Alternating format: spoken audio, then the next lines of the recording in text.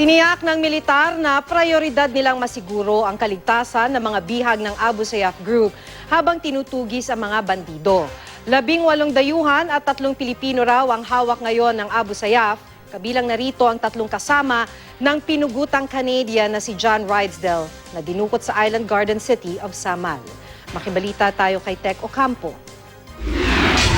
Isa ang Canada sa mga nangungunang bansa kung saan nagagaling ang karamihan sa mga turista sa Pilipinas. Sa unang 2 buwan ng 2016, umabot sa mahigit 36,000 turista mula sa Canada ang dumayo sa bansa. Pero ang ilan, tila may agam-agam na sa pamamasyal sa Pilipinas. Kasunod ng pamumugot ng Abu Sayyaf Group sa Canadian na si John Rydesdale. I've seen many places, resorts that look very attractive, but because of the security risk, I won't go.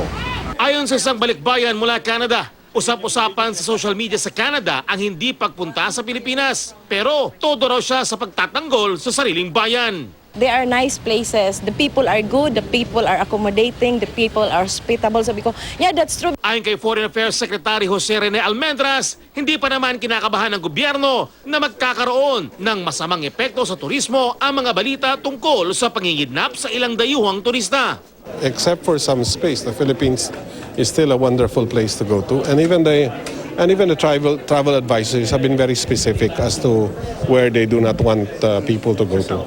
Nangako naman si Pangulong Aquino na susupili ng gobyerno ang Abu Sayyaf Group. Ayon sa AFP Western Mindanao Command, 18 dayuhan at 3 Pilipino ang hawak ngayon ng Abu Sayyaf. Kasama raw dito ang ilang Indonesian at Malaysian na tripulante ng barko na dinukot sa magkakahiwalay na insidente sa Tawi-Tawi. Patuloy namang inaalam ng mga otoridad kung sa pinugutan bang si Rydesdale ang katawang walang ulo na nakita sa barangay Gata, Talipao, Sulu kahapon ng tanghali. This is not yet confirmed.